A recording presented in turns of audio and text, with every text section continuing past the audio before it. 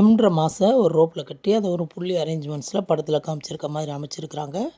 அந்த ரோப்போட இன்னொரு அதர் எண்டில் வந்து 3/2 mgன்ற ஃபோர்ஸை வச்சு இழுத்தாங்கன்னு சொன்னாக்க இந்த எம்ன்ற மாஸ் வந்து மேல் நோக்கி எவ்வளவு ஆக்சலரேஷனில் போகும் அப்படின்னு கேட்டிருக்கிறாங்க. அப்ளைடு ஃபோர்ஸ் வந்து மோர் தென் mg இருக்கிறதுனால கண்டிப்பாக வந்து இந்த மாஸ் எம் வந்து டுவர்ட்ஸ் அப்பர் சைடு வந்து ஆக்சலரேட் ஆகும். அப்போ ஆப்ஷன் 1 வந்து தப்பான ஆன்சரு. ரைட் ஹேண்ட் சைடு இருக்கக்கூடிய ரோப்பினுடைய எண்டில் வந்து வெறும் ஃபோர்ஸ் மட்டும்தான் கொடுக்குறாங்க. அங்கே எந்த மாஸும் இல்லை. ஆகவே அந்த ஃபோர்ஸுமே நாம் வந்து டென்ஷனாக எடுத்துக்கிடணும். அப்போ லெஃப்ட் ஹேண்ட் சைடு வந்தோம்னு சொன்னாக்க மாஸ் வந்து மேலே போகுது. அப்போ டென்ஷன் தான் அதிகமாக இருக்குது. அப்போ tension minus MG equal to MA.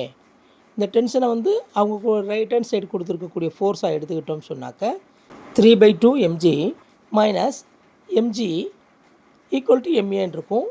காமனாக இருக்கக்கூடிய எம்மை ரெண்டு பக்கம் கேன்சல் பண்ணிட்டோம்னா நமக்கு வந்து g/2 ஈக்குவல் டு ஏன்னு கிடைக்கும். Option 2 is the correct answer.